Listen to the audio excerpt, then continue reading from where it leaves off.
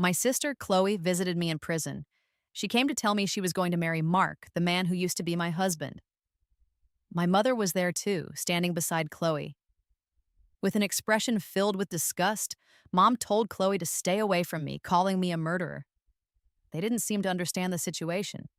They didn't know that later today, Mark himself would be the one to force me into the memory extraction court. Inside my memories lay the proof of Chloe's own crime. The murder she committed. It was just yesterday that Chloe had come here, to the prison, announcing her upcoming marriage to Mark. My mother, ever protective of Chloe, warned her to keep her distance from me, referring to me as nothing more than filth. It stung, especially because I am her biological daughter, while Chloe was adopted into our family. What neither of them realized was Mark's plan for today: to use the memory extraction court to publicly accuse me of killing his adopted son. This technology was relatively new, capable of pulling a person's genuine memories using advanced methods involving brainwaves. Its use was reserved strictly for convicted murderers. The irony wasn't lost on me. Weighed down by heavy shackles, my body feeling frail, I was escorted into the courtroom. A convicted murderer has no right to privacy, apparently, so my extracted memories were set to be broadcast for the world to see. Mark stood before me, the contempt clear in his eyes. Looking back at him, I managed a cold smile. "Chloe doesn't know you're doing this, does she?" I asked quietly. "If she knew, she'd do anything to stop you." "After all," I added, letting the words hang, "my memories are filled with her actions, her methods, the entire process of how she killed your son." Mark looked down at me, his expression disdainful. "She's too kind," he stated firmly. "Of course she wouldn't want me to subject you to this. Consider this my wedding gift to her." In his view, Chloe was the epitome of perfection: kind, gentle, incapable of any wrongdoing. He had always shown favoritism towards my adopted sister, defending her passionately. A question burned within me, one I felt compelled to ask, perhaps for the last time. "Mark," I began, my voice steady despite the turmoil inside. "After all the years we spent together, did you ever feel anything for me? Did you ever love me?" There was a pause, a silence that stretched uncomfortably before he spoke, his voice devoid of warmth. "Never." Just as I had suspected. Yet hearing the word felt like a physical blow, a sharp pain twisting in my chest. That single word from Mark felt like the final push into an abyss. I closed my eyes for a moment, the pain jolting me back to the harsh reality. For the past decade, I had foolishly believed our love was mutual.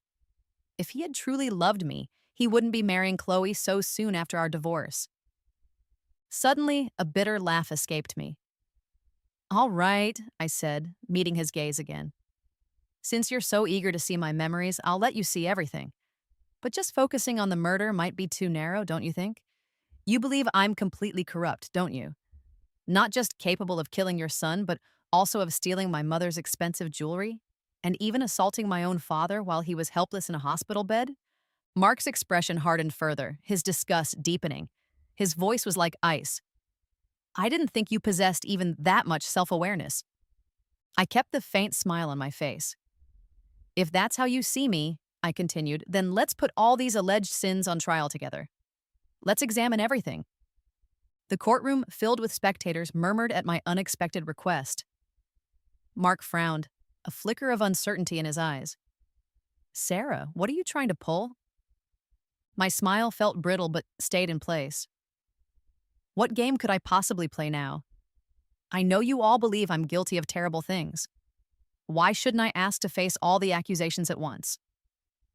Let him see the sins he believed I committed. Let everyone see it all. Let's find out who truly carries the weight of sin." After a brief, urgent discussion, the jury agreed to adjudicate all the alleged offenses together. I was fitted with the memory extraction device. The sharp smell of antiseptic filled the air, and the cool touch of metal against my skin sent a shiver through me. "Chloe," I thought, "it's time the world learned the truth about you." I slowly closed my eyes. Behind me, the large screen flickered to life, beginning to broadcast my memories synchronously. From the moment I had returned home after years away, I knew I wasn't truly welcome. Dad seemed indifferent, Mom clearly disliked me, and Chloe seemed to wish I'd never come back at all. I vividly remember that first day. Chloe glared at me with undisguised resentment. "Why did you have to come back?" she'd hissed. "Everything here is mine." Of course, whenever anyone else was around, she transformed into a sweet, innocent young woman. When Dad returned from a trip abroad, he brought back only one gift: a beautiful, delicate necklace for Chloe. His only words to me were a stern warning: "You're living under our roof. Don't you dare be envious of your sister." As Chloe received the gift box, she took it eagerly, but the instant she opened it, her face turned white, and she shrieked, throwing the box away. Inside, nestled among tissue paper, were several dead mice sealed in plastic bags, some crawling cockroaches, and a small doll pierced through the heart with a tiny knife, dripping a red liquid that looked disturbingly like blood. Chloe quickly slammed the lid shut, hiding the box while clutching an expensive skirt she'd been holding. When Mom and Dad rushed into the room, alerted by the scream, they saw Chloe looking pale and apologetic. Pretending to be remorseful, Chloe held the skirt out to me. "I'm sorry, Sarah," she said softly. "Let's just forget this happened. I promise I'll give you the necklace Dad bought me. Please don't cry, okay?" My mother saw the skirt in Chloe's hands and immediately rounded on me, her face furious. Without a word, she slapped me hard across the face. "Chloe kindly offers you a dress," Mom spat. "And not only do you show no appreciation, but now you're scheming to get the necklace Dad gave her?" My cheeks stung, but the pain was nothing compared to the ache in my heart. Covering my face, I choked out, No. She gave me a dead rat just now." "Sarah, what are you saying?" Chloe interrupted, her face paling further, her body trembling. "I'm terrified of dead rats. How could I possibly give you something like that?" "Shut up, Sarah," Mom snapped, pulling Chloe into a protective hug. She glared at me as if I were something vile. "Are you trying to slander your sister now?" "Enough!" Dad's voice cut through the tension. He fixed his glare on me and pushed me towards the door. "Go back to your room and stay out of Chloe's room from now on." I stumbled out, falling and scraping my knee on the hallway floor. Glancing back, I saw Mom and Dad comforting Chloe with gentle words and infinite patience. Chloe was their cherished jewel, their treasure. And I was nothing. Back in the courtroom, as the memory played out, Mark watched, his expression shifting rapidly. "This can't be real," he muttered, shaking his head. "Chloe would never. She wouldn't do something like that." I remained silent, my face impassive. I'm supposedly a murderer, I thought. Why is it so hard to believe she could be deceptive? Mark looked at me, his disgust returning full force. "Do you actually think she's like you? A disgusting person?" His eyes were cold. "Sarah, what did you do? Did you somehow tamper with the memory?" The evidence was right there on the screen, yet Mark refused to accept it, even accusing me of manipulating the memory itself. The absurdity of it was almost laughable. I didn't respond. The judge intervened sternly. "Mr. Davies, please watch your language in this courtroom." Realizing where he was, Mark composed himself slightly. Even if this memory is accurate," he insisted, "you must have provoked her. You must have done something terrible to her first. With her kind and gentle nature, she would never treat you that way without reason." His words, which once would have wounded me deeply, now barely registered. Perhaps my heart had become numb. Without love, how could such accusations hurt anymore? Seeing my continued silence, Mark seemed to take it as confirmation of his beliefs, his anger rising. "Sarah, I never thought you could sink this low. Are you still trying to plot against your own mother?" Since he was determined not to believe me regardless of the evidence, what was the point in arguing? I stayed quiet. Mark stated coldly, "Fine. Even if these memories somehow mitigate your past behavior, they don't erase your sins. And how does any of this relate to you stealing Aunt's jewelry?" A small, humorless chuckle escaped me. "Just keep watching, Mark," I said softly. "You'll find out. It's only the beginning. That was just another setup, designed to make everyone believe I was the thief." The screen behind me continued to display my past, A younger version of me appeared, a hopeful smile on my face as I eagerly opened the front door of our home. It was Mom's birthday, and I had carefully chosen a gift for her, excited to give it to her right away. She was sitting on the living room sofa. Before I could even speak, she abruptly stood up and slapped me hard across the face. The gift bag flew from my hand, hitting the floor with the sound of shattering glass. A bright red mark bloomed on my cheek. I stared at Mom, completely stunned. "Mom! You ungrateful child!" she yelled, her body trembling with rage. "Haven't I treated you well enough, bringing you back from that miserable countryside, providing for you, clothing you, and this is how you repay me?" she accused, her voice thick with fury. I tried to make sense of it. "Mom, I don't understand what I did." My heart was pounding with confusion. "Still pretending, are you?"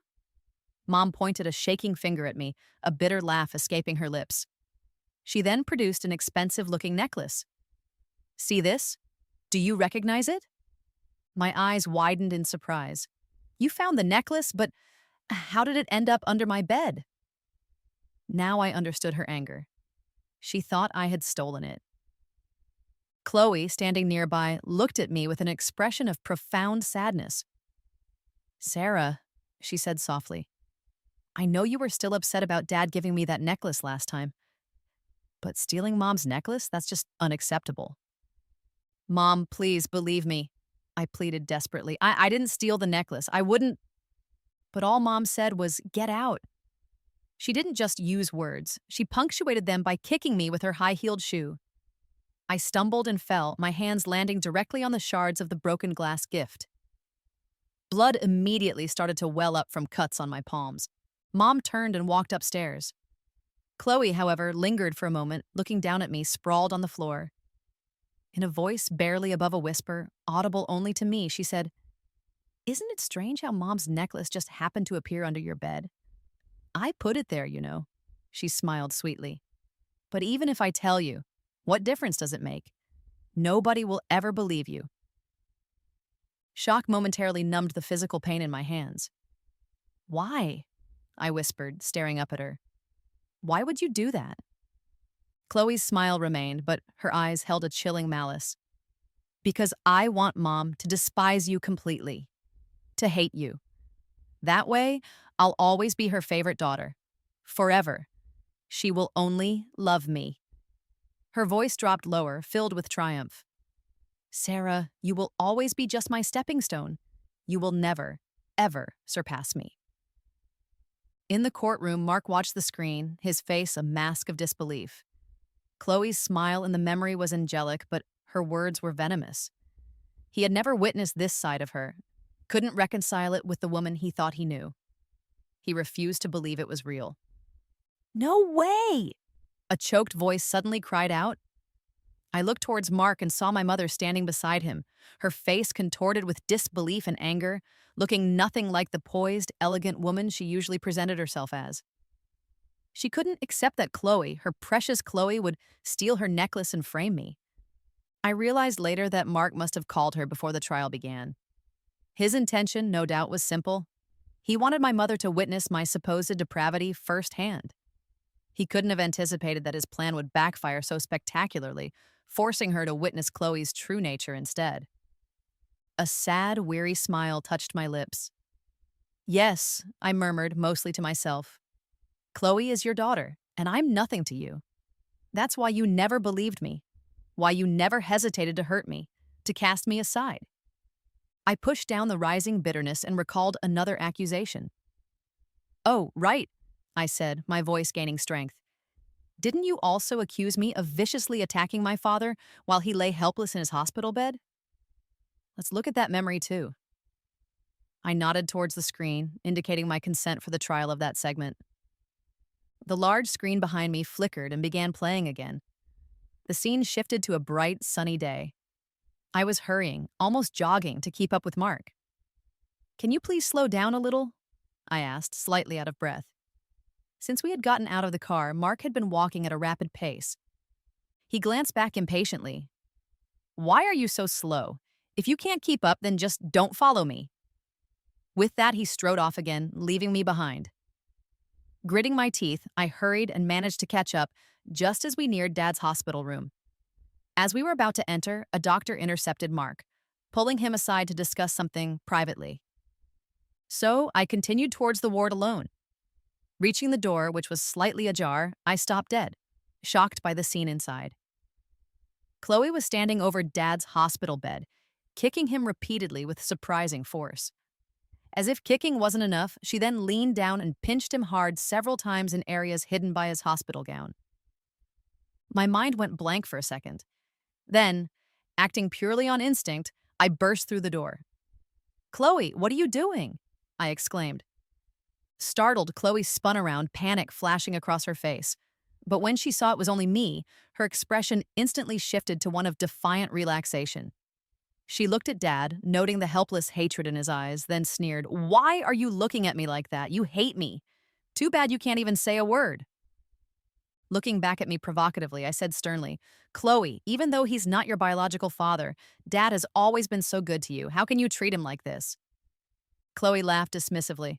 "What did I do? I just kicked him a little, pinched him a bit. What's the big deal?" I genuinely thought she had lost her mind. "Chloe, you're insane," I whispered, appalled. Unable to restrain myself any longer, I raised my hand intending to slap her. But just as my hand was about to connect, Mark returned. He took in the scene from the doorway. Me with my hand raised, Chloe looking startled, and shouted, "Sarah, what do you think you're doing?" I froze, startled by his sudden appearance, and my hand dropped. Mark rushed forward, grabbed my arm, and forcefully shoved me away. I stumbled backward, crashing hard against a metal treatment cart nearby. Pain shot through my lower back, making me gasp and double over, and ignoring me completely, Mark turned to Chloe, his voice filled with concern. "Chloe, are you all right?" Tears instantly welled up in Chloe's eyes. Her voice trembled with feigned grievance. I'm fine, Mark." Mark shielded her protectively and glared at me with utter disgust. "Sarah, are you crazy? Were you about to hit your own sister?" Wincing from the pain in my back, I tried to explain. "No, she was hurting Dad. She was beating him and insulting him. I saw her. I was furious and hurt." Suddenly, Chloe let out a heart-wrenching sob, cutting me off. "How could you accuse me like that, Sarah?" she cried, her eyes red-rimmed, her expression the picture of wounded innocence. "I just got back from outside.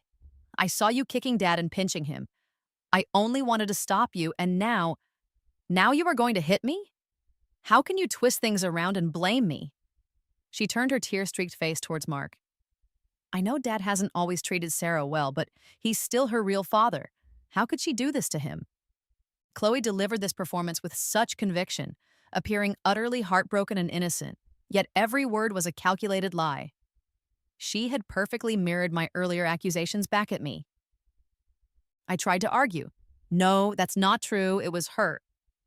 "Enough, Sarah." Mark cut me off sharply. "I never expected you to be so ruthless. He's your own father." He looked at me with profound disappointment and sadness. "I saw you trying to frame Chloe just now. She's your sister, Sarah, not your enemy." He shook his head slowly. Marrying you was the biggest mistake of my life." His words struck me like a physical blow. I stared at him, bewildered, feeling my heart plummet. I instinctively reached out, trying to grab his pant leg, pleading, "No, Mark, please, you have to believe me, it wasn't me." But he violently pulled his leg away. "You make me sick," he spat, his voice filled with revulsion. "Get lost." The look he gave me was one you'd reserve for something utterly repulsive, something foul that nauseated him just to be near. Then, he turned back to Chloe, holding her gently, comforting her with soft words and tenderness, as if she were the most precious treasure in the world.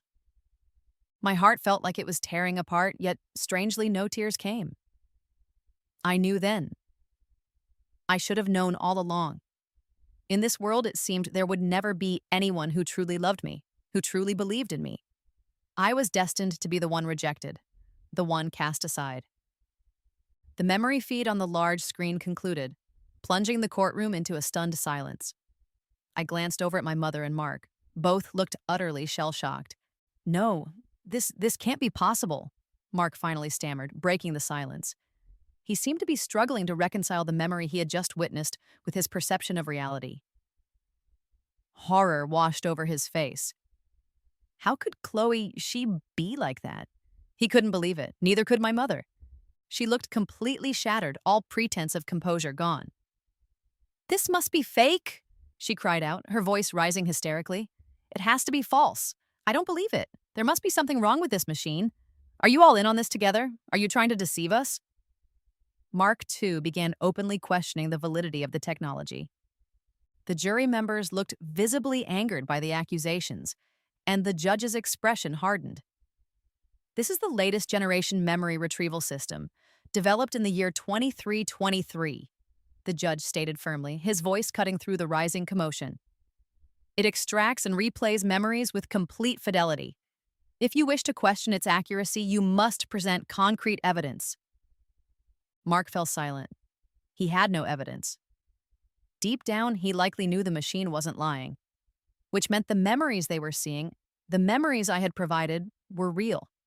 They depicted events that had actually happened. The weight of this realization seemed to crush him. He looked down at his own trembling hands, the image of Chloe abusing my father likely replaying in his mind, along with the memory of how he had violently pushed me away, refusing to believe my desperate pleas. I was the woman he claimed to have once loved. My mother couldn't handle it, abandoning any remaining shred of dignity. She crumpled to the floor. How could this be? She sobbed, burying her face in her hands. Chloe, my Chloe. She isn't like this. I don't believe it. I don't believe it. She wept desperately, but even then, her tears weren't for me. They were for the image of Chloe she had cherished, an image now irrevocably shattered. I had always been the invisible one, the one easily forgotten, easily sacrificed. I watched them both, a faint, detached smile playing on my lips, feeling strangely like an outside observer to my own life's drama. Seeing my smile seemed to infuriate Mark further. Sarah, what are you laughing at? He demanded, his voice raw. Can't I laugh at your incredibly poor judgment? I replied, my voice quiet but steady, though my face felt pale and drained. Mark trembled, his eyes bloodshot. Sarah, are you trying to whitewash yourself? Is that it? You deliberately brought up those other incidents, trying to make yourself look like a victim, trying to clean up your own image, right? He pointed a shaking finger at me. You won't get away with it, Sarah. No matter what else happened, you killed my foster son. He was the only remaining blood relative of my deceased brother. He was only 5 months old. How could you do something so monstrous? Because of that, Sarah, you can never wash away that stain. You're a cold-hearted killer. His words struck a nerve, but not in the way he intended. I lowered my head, my shoulders shaking, not with tears, but with a strange, almost paranoid-sounding laugh. Whitewashing? I echoed, looking up at them, my eyes burning. Mark, Mom, after everything you've just seen, you still refuse to believe me? My heart ached with a familiar, deep pain. Even knowing how biased they were, even seeing the proof laid bare, their refusal to trust me still hurt.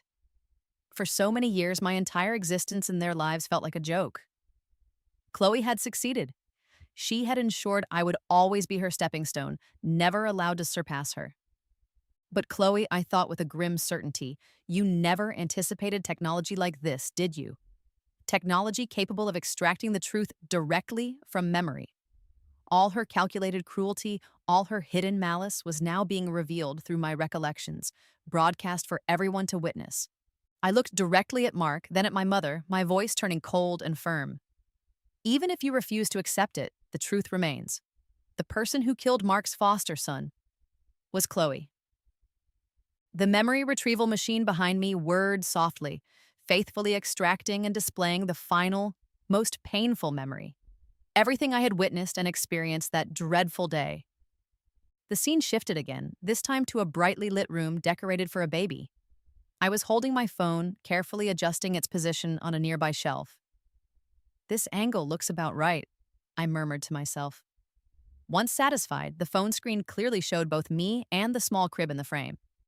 I smiled, leaned over the crib, and gently pinched the baby's soft cheek. Does baby know what mommy is doing? I cooed softly. Mommy is recording a growth video for you. The baby lying in the crib was just 5 months old, sleeping peacefully, his tiny chest rising and falling rhythmically. This was the child Mark had adopted, the sole surviving relative of his best friend whose family had tragically died in a car accident. When Mark brought him home, the baby was only 3 months old and went through a phase of being incredibly fussy, especially at night. As a first time mother figure, I experienced all the challenges and joys of caring for an infant. After 2 months under my care, the baby had finally grown chubbier, looking absolutely adorable. Gazing at his peaceful face, I couldn't resist planting several soft kisses on his cheek. He's not even your child. Why are you playing the doting mother? A sharp, mocking voice came from the doorway. I looked up, my expression instantly hardening as I saw Chloe standing there, dressed elegantly in a white dress. "Chloe, what are you doing here?" I asked coolly. This was my home, mine and Mark's. How had she gotten in? As if reading my mind, Chloe casually pulled a key from her handbag, feigning annoyance. "Oh, this? I don't even know why Mark insisted on giving me a key to the house. I told him not to bother. He could just find me at my place if he needed me, but he insisted." She looked at me with a provocative smile. "He said," she continued, her voice dripping with insinuation, "that you didn't deserve to live here, that I should be the mistress of this house." Hearing those words felt like a physical blow. I fought back the surge of anger, keeping my voice low and even. "Chloe, don't think I can't see what you're doing. You're trying to drive a wedge between Mark and me. He would never say those things." Chloe stepped further into the room, closer to me in the crib. Why wouldn't he? If he wouldn't say things like that, then how did I get this key? I glanced towards the crib, noticing the baby stir slightly, beginning to wake up. I immediately stood up. "Let's take this outside," I said firmly. But Chloe didn't budge. "What for? I'm perfectly comfortable talking here." I lowered my voice further, trying to keep the situation calm for the baby's sake. "Chloe, what exactly are you trying to achieve?" She pursed her lips for a moment, then said, "Mark forgot to bring an important file with him this morning. He asked me to come by and pick it up for him. Go get it for me." Suddenly, her presence and the key made sense. I realized her earlier claims about Mark were likely lies, pure provocation. Mark, for all his faults, wouldn't have said those cruel things. "Okay," I said quickly, wanting her gone. "I'll get it for you. Wait here." I knew where Mark usually kept his important documents, but his study was filled with files, and it took me longer than I expected to locate the specific one he needed. Holding the file, I hurried back to the nursery. As I pushed the door open, I saw Chloe standing near the crib, looking flustered, quickly bending down to pick up a pillow that had fallen to the floor. My first instinct was that something was wrong with her behavior. "Chloe, what are you doing?" I asked sharply, moving closer. And then I saw it, a sight that would be burned into my memory forever. The baby, who had been sleeping peacefully with rosy cheeks just minutes before, was now unnaturally still, his face tinged with a terrifying shade of purple. It was clearly a sign of oxygen deprivation. Ignoring Chloe completely, I rushed to the crib and scooped the baby into my arms. He felt frighteningly cold. A horrifying realization dawned on me, my heart starting to race uncontrollably, pounding against my ribs. Trembling, I reached out a shaky finger and held it under the baby's nose, desperately feeling for any sign of breath. Nothing. The baby. He wasn't breathing. Panic seized me. "Baby! Baby! Wake up! Don't sleep!" I cried, laying him gently back in the crib. "Mom is here. I'll save you." Frantically, I started performing artificial respiration and chest compressions, pouring all my strength and desperation into the effort, but it was useless. No matter what I did, the baby's face remained pale, lifeless. Chloe, having regained some composure, spoke coolly from behind me. "It's no use, Sarah. He's already dead. You can't save him." Her callous words jolted me. I spun around, rage momentarily eclipsing my grief, and slapped her hard across the face. "Chloe, you did this. You killed him. Admit it." Caught off guard, Chloe stumbled back, her cheek instantly swelling from the force of the blow. "Sarah, are you out of your mind?" she shrieked. "This brat wasn't even yours. Why are you getting so worked up over him? And besides," she added defiantly, "what proof do you have? How can you say I killed him?" Yes, he wasn't my biological child, but I had cared for him, loved him, for over 2 months. "You're the one who's crazy, Chloe," I screamed back. "How could you do this? He was just a baby." 5 months old. The baby's death, coupled with Chloe's monstrous act, shattered my remaining composure. Grief and fury erupted, and I lunged at her. We ended up struggling, grappling with each other in the small room. During the fight, my phone, which I had left recording on the shelf earlier, was knocked off and clattered to the floor. Suddenly, I remembered. The video. I had been recording a growth video for the baby, and in my haste to find the file for Chloe, I hadn't turned it off. The phone had captured everything. It held the undeniable proof of Chloe's crime. As the realization hit me, I saw it dawn on Chloe's face too. She saw the phone lying on the floor, the screen still indicating it was recording. Her eyes widened in shock and fear. You were recording?" We both lunged for the phone simultaneously. As we wrestled for it, I suddenly heard footsteps pounding up the stairs from downstairs. Someone was coming. "Mark!" I yelled out desperately. "Is that you, Mark? Help me! Come quickly!" Hearing the approaching footsteps and my cries, Chloe's face turned deathly pale. She knew she couldn't let anyone else find that phone. Fueled by a primal survival instinct, she summoned surprising strength, managing to wrench the phone from my grasp. With a final, desperate act, she hurled it out the open nursery window. "No!" I screamed, rushing towards the window, trying to see where it landed. Just then, the footsteps reached the top of the stairs. Mark burst into the room, taking in the chaotic scene. Me by the window, Chloe looking disheveled and panicked, the lifeless baby in the crib. "What is going on here?" he demanded. In that instant, faster than I could react, Chloe grabbed Mark's arm, pointed a trembling finger at me, and cried out, Mark, it was Sarah. Sarah killed the baby." The events that followed were tragically predictable. Mark, blinded by his trust in Chloe and perhaps his underlying resentment towards me, refused to believe she could be capable of such a thing. He instantly accepted her accusation against me. This horrific incident became the final, insurmountable wedge between us, leading directly to our divorce. I desperately wanted to retrieve the phone, to find the video evidence that would prove my innocence. I searched the area outside the window relentlessly, but it was gone. It seemed luck, or fate, was cruelly on Chloe's side. The phone was nowhere to be found.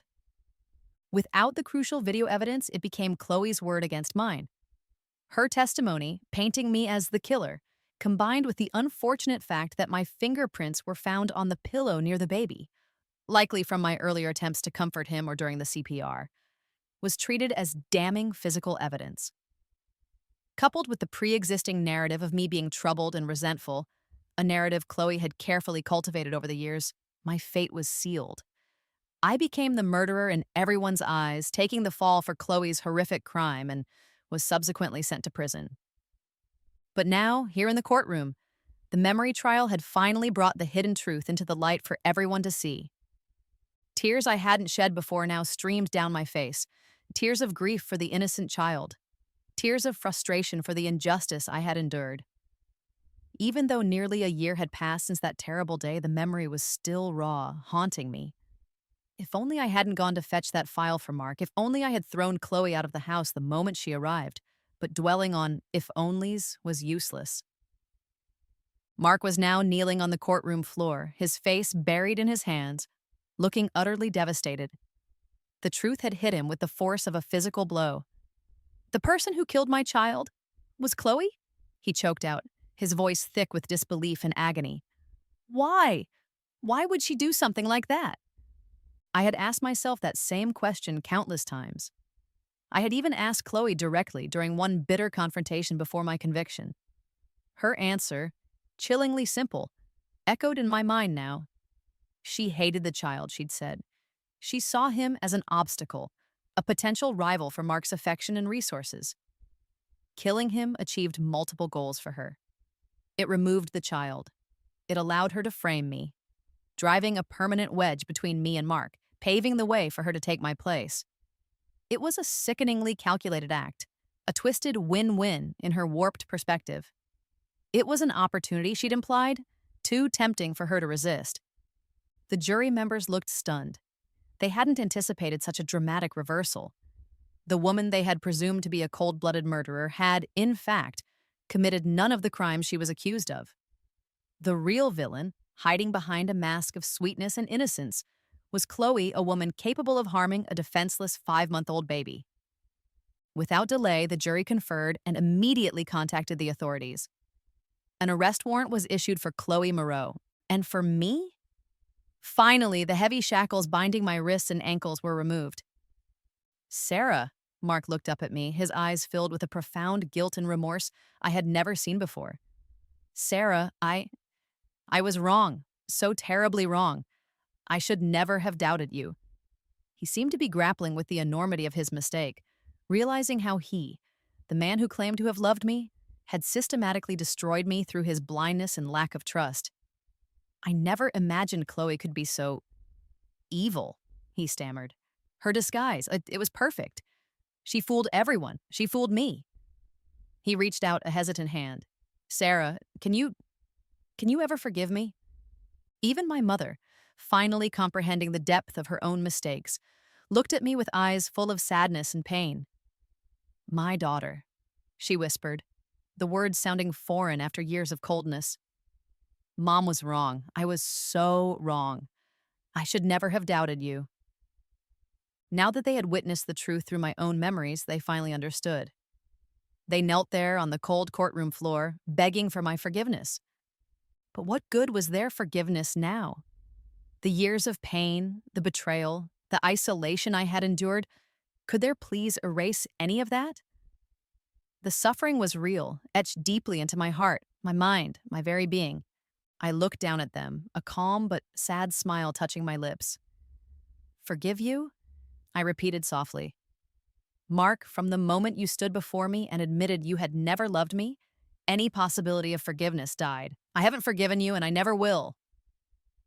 I turned my gaze to my mother. And Mom, I said, the word feeling heavy and final. This is the last time I will ever call you that. Because in truth, you never really saw me as your daughter, did you? Your good daughter was always Chloe. I was just garbage in your eyes, a rat from the sewer, a despicable murderer. My voice remained steady, devoid of the anger that once consumed me. I will never, ever forgive either of you. Sunlight streamed through the tall courtroom windows. I stepped into its warmth, leaving them kneeling together in the shadows. As I stood there, feeling the light on my face, it felt as if an immense weight had finally lifted from my shoulders. It was all in the past now. It was time to look forward, not back. In that moment, bathed in sunlight, I felt truly reborn. Chloe was apprehended by the police later that day, ironically while she was trying on wedding dresses. Despite her vehement denials, the verified memory evidence presented in court made her defense impossible. Further police investigation, spurred by the trial's revelations, eventually led them to locate my discarded cell phone, which had been found by a sanitation worker shortly after the incident and held onto. The video evidence corroborated everything.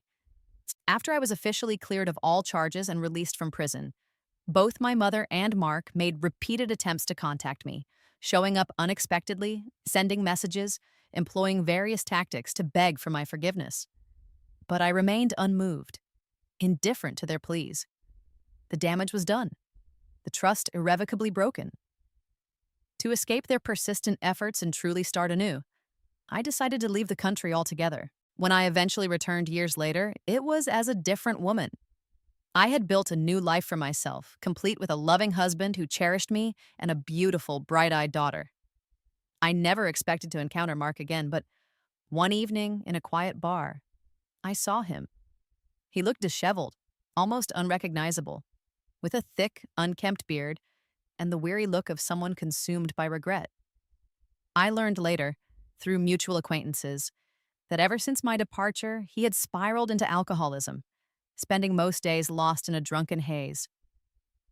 Our eyes met briefly across the room, but I quickly averted my gaze, offering no sign of recognition.